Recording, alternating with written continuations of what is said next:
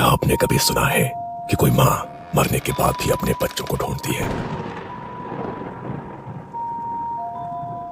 एक गांव है बेलपुर। दिन में बिल्कुल आम, पर रात होते ही यहाँ की हवा भी सांस लेना भूल जाती है। लोग कहते हैं कि रात में उन्हें पीपल के नीचे एक औरत बैठी दिखाई देती है, गोद में बच्चा, पर होठों पर एक ही सवाल, मेरा बच्चा कहाँ है? बेलपुर एक छोटा सा गांव। इसी गांव के आखिरी छोर पर था रघुवीर का घर। बाहर से देखने पर साधारण, पर अंदर एक औरत रोज जिंदा दफन होती थी। उसका नाम था अंजलि। अंजलि की शादी को 8 साल हो चुके थे। शादी के पहले हफ्ते से ही उसे समझ आ गया था कि ये घर उसे बहू नहीं, एक गुलाम समझता है। तेरे बाप ने क्या दिया था? 2 बर्तन और एक पुरानी अलमारी।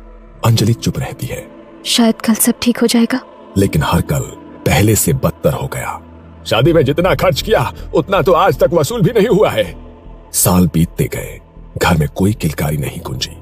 पहले फुसफुसाहटें थी, फिर ताने बने, और फिर ये ताने अंजलि की पहचान बन गए। सुबह का वक्त था।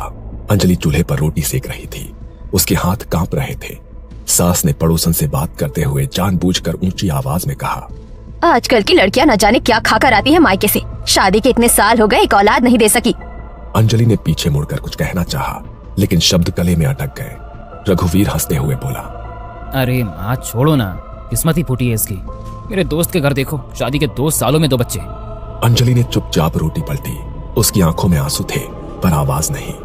एक दिन अंजलि के मायके से उसके माता पिता आए थे। माँ ने बेटी को देखते ही समझ लिया कि कुछ बहुत गलत है। अंजलि खाना परोस रही थी। बहू थोड़ा तेज चलो, वैसे भी तुमसे क्या उम्मीद रखे? ना घर बढ़ाया ना वंश, कम से कम खाना तो गरम खिलाओ। रघुवीर अपनी मुंडी नीचे करके हंस रहा था। अंजलि की मां रेखा ने बीच में कहा, बहन जी डॉक्टर को दिखाया क्या? ससुर भैरव सिंह ने हंसकर जवाब दिया,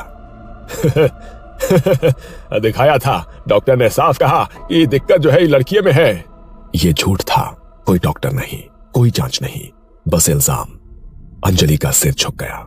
उसके पिता कुछ बोलना चाहते थे, लेकिन बेटी की आंखों में डर देखकर चुप रह गए। धीरे धीरे ये बातें घर की 4 दीवारों से बाहर निकल गई। कुएं पर पानी भरती औरतें उसे देखकर कहती, वही अंजलि है ना? हाँ, इसकी सास कहती है ये बांझ है, इसके पति की दूसरी शादी होनी चाहिए। अंजलि जहां जाती उसे अपनी पीठ पर लोगों की उंगलियां चुभती महसूस होती। एक रात अंजलि अकेली बैठी थी, हाथ पेट पर रखे हुए। उसे सारी बातें याद आ रही थी। बांझ है, ये वंश मिटाने आई है। ऐसी औरत को तो घर में रखना भी पाप है। अगर मैं माँ बन पाई तो क्या सब बदल जाएगा? उसे तब नहीं पता था कि उसकी कोख खाली नहीं थी, लेकिन उससे पहले समाज ने उसे बांझ घोषित कर दिया था, और यही वो जहर था जो उसकी आत्मा में धीरे धीरे भर रहा था। हर ताने के साथ अंजलि की आत्मा में एक दरार पड़ती गई। 5 साल बीत चुके थे, जिनमें अंजलि ने हर ताना, हर मार चुपचाप सह लिया था, क्योंकि उसके मन में एक ही बात चल रही थी, अगर बच्चा हो गया तो सब ठीक हो जाएगा। रात को जब रघुवीर शराब पी कर आता, औरत है तू, पर अगर बच्चा नहीं दे सकी तो किसी काम की नहीं।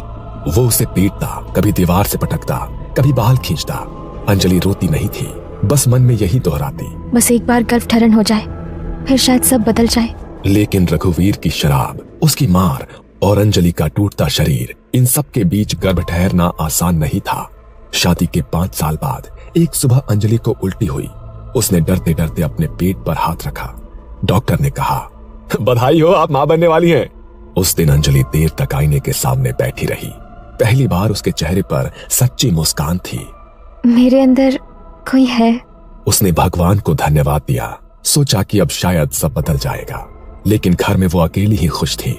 जब उसने घर में खबर दी, अच्छा है, एक बार बच्चा पैदा हो जाए, फिर इसे मायके भेज देंगे। हमें तो बस वारिस चाहिए, इसका बोझ हम क्यों उठाएं? बच्चा हमारा होगा, तू तो बस जरिया है। अंजलि का दिल उसी पल टूट गया। गर्भवती होने के बावजूद उसकी जिंदगी में कुछ नहीं बदला। सुबह से रात तक झाड़ू, पोछा, बर्तन, चूल्हा और भारी पेट के साथ पानी के घड़े उठाना। गर्भ है, कोई बीमारी नहीं। खाने में अक्सर बासी रोटी, कभी कभी बस पानी। कई रातें बिना कुछ खाए गुजारी। शरीर सूखता जा रहा था, हड्डियां दिखने लगी थी, लेकिन उसके पेट के अंदर एक जान बढ़ रही थी। अंजलि का शरीर मरने की ओर बढ़ रहा था और उसका बच्चा जन्म की ओर। रात को उसे अजीब सपने आने लगे। कभी वो खून से लथपथ होती, कभी कोई उसकी कोख से बच्चा खींच रहा होता। मेरा बच्चा मतलब। एक दिन सुबह सुबह अंजलि डॉक्टर के पास से लौटी थी। डॉक्टर ने साफ कहा, कमजोरी बहुत ज्यादा है, खाना ठीक से नहीं खाओगे तो बच्चा और तुम दोनों खतरे में रहोगे। अंजलि ने बस सिर हिलाया था। वो जानती थी कि घर में उसकी सेहत किसी के लिए मायने नहीं रखती। ये क्या है? हम क्या जानवर हैं जो ठंडा खाना खाएंगे? पूरे घर में उसकी चीख गूंज गई। अंजलि घबरा गई। माँ जी, डॉक्टर के यहाँ से आई थी, थक गई थी, अभी गर्म कर देती हूँ। ससुर ने बिना कुछ कहे थाली को जोर से धकेल दिया। थाली उलट गई, दाल फैल गई, रोटी जमीन पर गिर गई। नाक कटवाने आई है? बांझ थी, अब गर्भ में भी अकल नहीं आई है। और तभी रघुवीर उठा। उसकी आंखें लाल थी, मुंह से शराब की बदबू। जानबूझकर करती है ये सब, हमसे बदला ले रही है। पहला थप्पड़ पड़ा, अंजलि लड़खड़ा गई। दूसरा थप्पड़, फिर लात, कोई बचाने नहीं आया। अंजलि चिल्लाई, माँ जी, बाबूजी, मुझे बचाओ। लेकिन शांताबाई और ससुर चुपचाप बैठे देखते रहे। रघुवीर रुक नहीं रहा था। घूंसे, लात, दीवार से टकराता शरीर। अंजलि जमीन पर गिर पड़ी। उसने दोनों हाथ अपने पेट पर रख लिए। मेरे पेट में बच्चा है, उसके लिए तो रुक जाओ। लेकिन चीखते चीखते अचानक अंजलि शांत हो गई। उसकी जान चली गई थी। पूरे कमरे में सन्नाटा। सिर्फ एक बात, अच्छा हुआ झंझट खत्म, लेकिन इसे ऐसे ही नहीं छोड़ सकते। अगर किसी को पता चल गया तो पूरा गांव सिर पर चढ़ जाएगा। पुलिस, पंचायत और फिर बदनामी अलग। शांताबाई ने अंजलि की लाश को घूरते हुए देखा। उसकी आंखों में न डर था, न पछतावा। कोई संस्कार वंस्कार नहीं होगा। चिता जलेगी तो पूरे गांव को बताना पड़ेगा, झूठी चिंता दिखानी पड़ेगी। थोड़ा रुक कर वो बुदबुदाए, कल मुही बच्चा लेकर चली गई। रघुवीर चुप था। शराब का नशा अब उतर चुका था। उठा इसे और पीछे खेत में गाड़ दे, सुबह तक कोई निशान नहीं रहना चाहिए। रघुवीर ने अंजलि के शरीर को उठाया। उसके हाथ अब भी पेट को पकड़े हुए थे, जैसे वो मरने के बाद भी अपने बच्चे को बचा रही हो। रघुवीर का हाथ एक पल को कांपा, लेकिन वो रुका नहीं। उसने अंजलि को उठाया और पीछे के दरवाजे से बाहर निकला। खेत में अंधेरा था। रघुवीर ने एक गड्ढा खोदा और अंजलि को उसी कपड़े में गाड़ दिया गया जिसमें वो मरी थी। न कोई मंत्र, न कोई अग्नि, न कोई अंतिम शब्द। ऊपर खेत, नीचे एक माँ और उसके गर्भ में अधूरी जिंदगी। रघुवीर वापस आया, हाथ धोए। तीनों ने चुपचाप खाना खाया। तीनों अपने अपने कमरों में सोने चले गए, जैसे कि कुछ हुआ ही ना हो, जैसे घर में कभी अंजलि थी ही नहीं। 3 दिन बीत गए थे। घर में अंजलि का नाम कोई नहीं लेता था। खेत के पीछे की मिट्टी अब बैठ चुकी थी। पर तीसरी रात, आधी रात के करीब शांताबाई की नींद टूटी। कानों में छोटे बच्चे की आवाज गूंज रही थी। ये किसकी आवाज है? कहीं बच्चा रो रहा है? कौन सा बच्चा? सो जा। लेकिन आवाज रुकने का नाम नहीं ले रही थी। धीरे धीरे वो आवाज पूरे घर में फैल गई। अगली सुबह गांव के चौराहे पर लोग इकट्ठा थे। कल रात मैंने देखा, पीपल के नीचे एक औरत बैठी थी और वो रो रही थी। अब मैंने भी सुना, किसी के रोने की आवाज आ रही थी। मैंने भी देखा, लेकिन चेहरा साफ नहीं दिखा, पर गोद में कुछ था। गांव में बात फैल चुकी थी कि रात में कोई औरत दिखाई देती है। रघुवीर के घर में अब रातें सबसे डरावनी हो चुकी थी। कभी किसी के जोर से चिल्लाने की आवाज आती, कभी ऐसा लगता जैसे कोई असहनीय दर्द से कराह रहा हो। माँ, आपने सुना?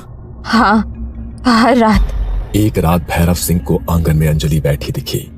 गोद में एक बच्चा, वो उसे झुला रही थी। अंजलि। पलक झपकते ही वहां कोई नहीं था। हर रात उन तीनों के लिए एक सजा बन गई थी। डर के मारे तीनों एक ही कमरे में सो रहे थे। एक रात सभी सो रहे थे, दरवाजा बंद था। अचानक कमरे में ठंडी हवा आने लगी और खिड़की हवा से खड़खड़ाने लगी। तीनों का दम घुटने लगा। माफ कर दे अंजलि, गलती हो गई। अंधेरे में अंजलि की आत्मा खड़ी थी। उसके बाल हवा में लहराने लगे। गोद में बच्चा। मेरा बच्चा कहाँ है? तीनों का दम घुटने लगा। वो चीख भी नहीं पाए। सुबह तीनों की लाशें मिली। उनका अंतिम संस्कार करने वाला कोई नहीं बचा। गांव में भी अब अंजलि का डर फैल चुका था। रात में कोई बाहर नहीं निकलता। बच्चों को अकेला नहीं छोड़ा जाता। ये कोई साधारण आत्मा नहीं है। गांव वालों ने तांत्रिक हरिदास बाबा को बुलाया। बाबा ने घर और खेत का निरीक्षण किया। ये आत्मा अंजलि की है। गांव सन्न हो गया। बाबा ने मिट्टी सूंघी। यही दफनाई गई थी वो। गांव वालों ने अंजलि के माता पिता को बुलाया। रेखा बेटी की खबर सुनते ही जमीन पर बैठ गई। मेरी बच्ची, हरिदास बाबा ने कहा, गर्भवती आत्मा को शांत करने के लिए उसे वो देना पड़ता है जो उसके लिए सबसे प्रिय हो।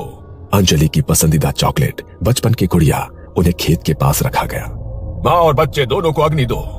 मिट्टी खोदी गई, अंजलि का शरीर निकाला गया, अंतिम संस्कार किया गया। आज भी जब आधी रात के बाद कोई खेतों के पास से गुजरता है तो हवा अचानक ठंडी हो जाती है। कहते हैं कि मिट्टी के उस सन्नाटे में एक साया उभरता है, गोद में बच्चा, आंखों में अधूरी ममता और होठों पर एक ही सवाल, मेरा बच्चा कहाँ है?